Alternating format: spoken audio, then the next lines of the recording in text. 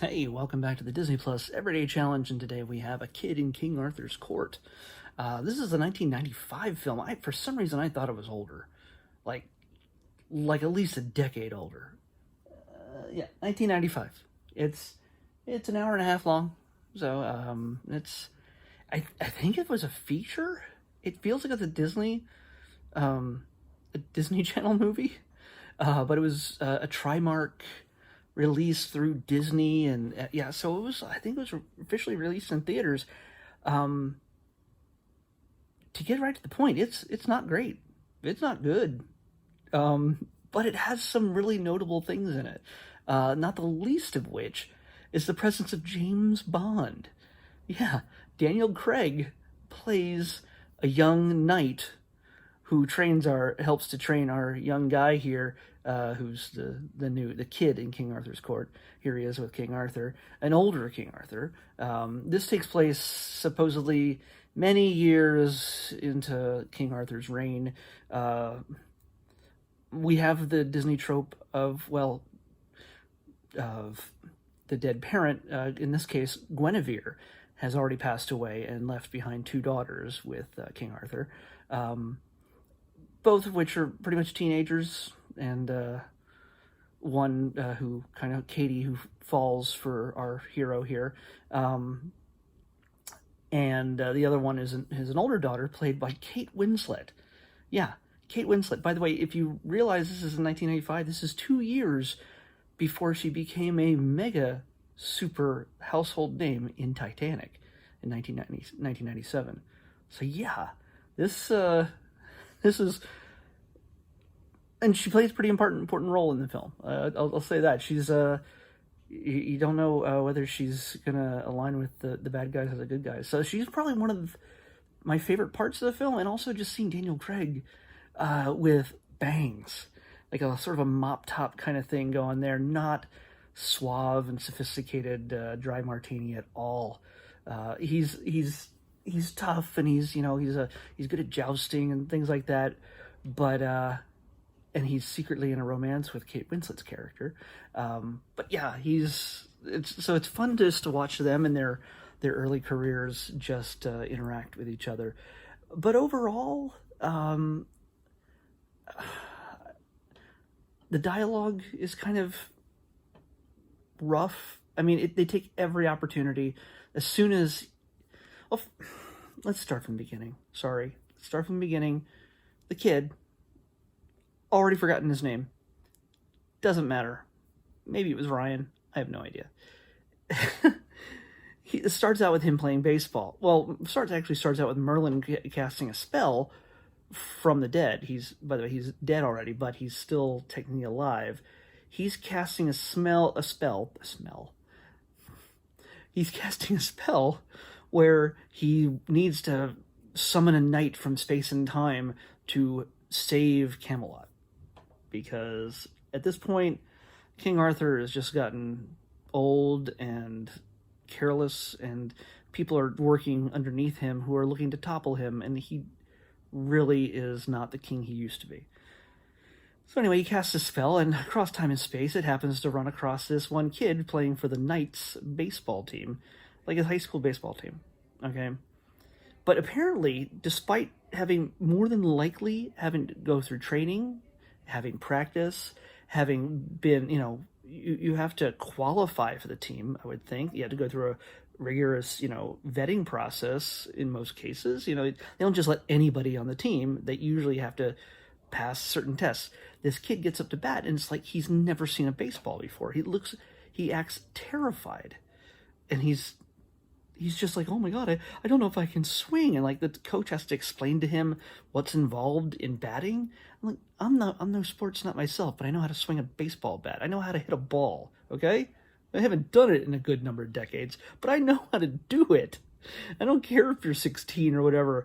There's a reason you're on the ball team. You are familiar with swinging a bat. Why are you terrified of this thing? And it's meant to show how he changes from being cowardly or whatever, and then getting confidence to defeat evil and whatever else. Anyway, after he fails, which, again, this is 5 minutes of the film, so I'm not really spoiling anything. After he fails, he strikes out. An earthquake happens, and a hole, which looks like, a colonoscopy camera just going to town, takes him through space and time and drops him on top of the Black Knight, who has stolen something from King Arthur. The king wants to reward him for rescuing his valuables from the evil Black Knight, and he brings him into his castle and introduces him to his daughters. But there's things going on in the background. One of King Arthur's right hand man named Belasco, named after a demon. You can't figure out the guy named after a biblical demon. I think it's biblical, or was that just in from that book? Yeah, from Paradise Lost. I'm not sure. Who knows? I'm not an expert on these things. Either way, he's got a demonic name, so you kind of figure he's a bad guy. How nobody else figures this out, I have no idea. Anyway, the kid starts to get chummy with the younger daughter. They spend a lot of time together. They decide that he needs to be trained as a knight, and at every opportunity, and this is the reason why I say that the dialogue is bad, at every opportunity for him to say something modern America, everybody just goes, what is that? Boogie. Rock and roll. Oh, God. There's a point where he has to prove himself in battle, and he sticks his Discman. Maybe it's the headphone, like the earpieces. He sticks them inside of horns on either side, and in stereo blasts some rock and roll. And everybody's like, oh my God, whoa, it's witchery, whatever. Well, they would have killed him if it was witchery, but still, it's rock and roll. That's his only explanation for it. And they're just like, that doesn't mean anything to us. That would have been the logical again, there's just so many opportunities whenever he says something that is incredibly specific to our era, and these people, knights, kings, everybody else, are just like, I don't understand. And this is supposed to be funny. I don't know. It's just not funny. It might be funny the first time, but it doesn't get funnier. It gets less funny to the point of being negative funny. I have to say that for me, the movie starts to get good. And again, this is going to be a spoiler.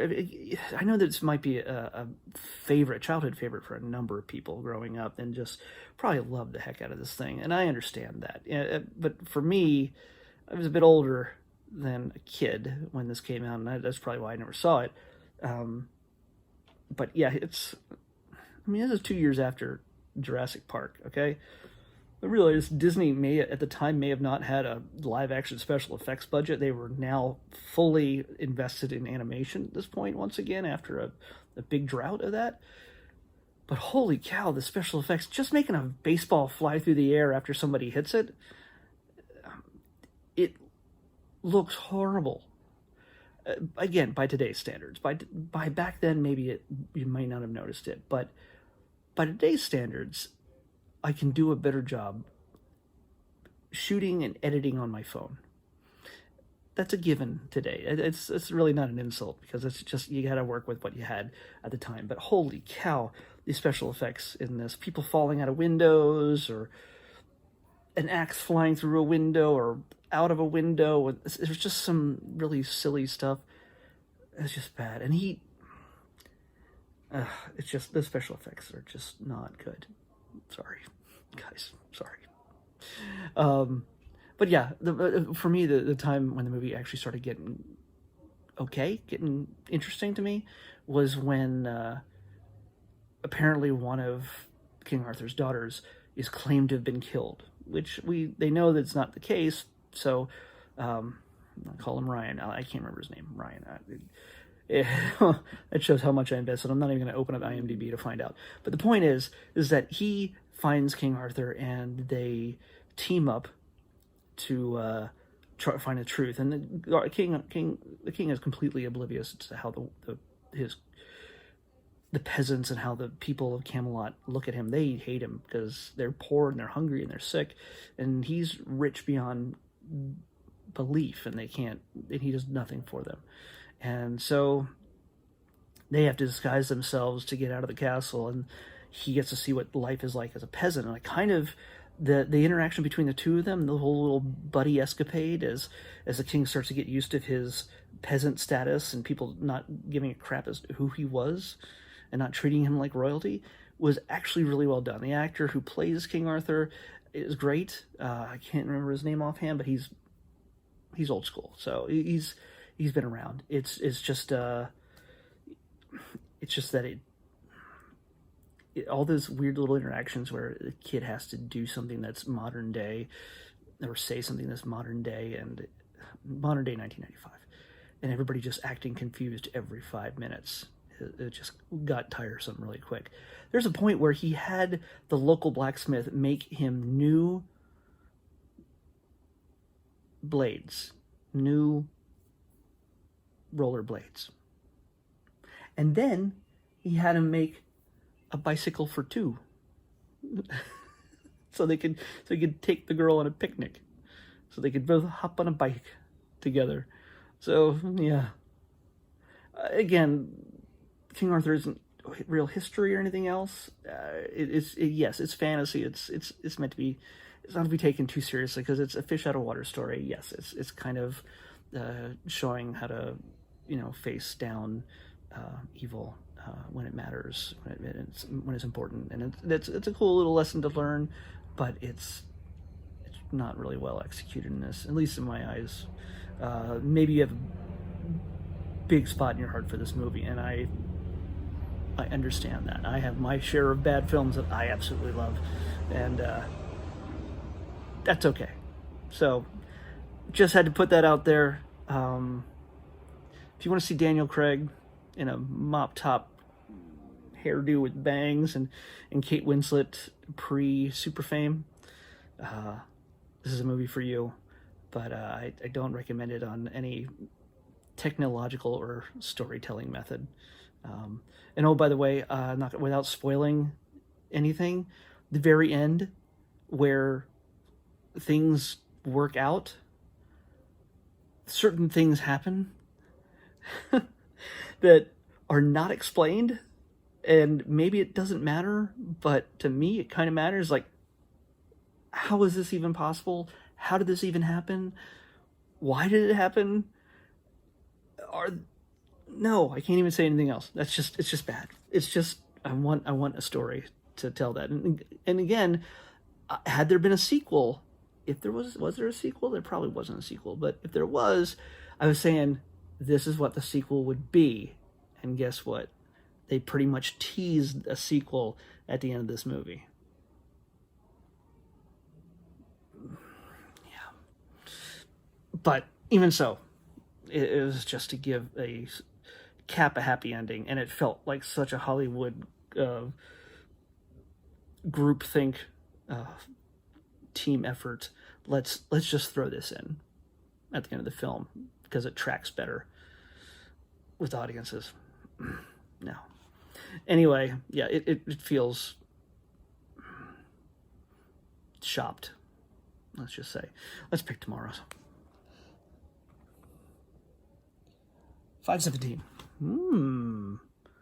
I think I know what the 517, the early 500s are. I may have been waiting for this for a long time. What if it's a day early? Or two? I don't know. I can't remember where I am at this point. Come on, 517, where are you? We are a little bit early, but 517. We're out of order.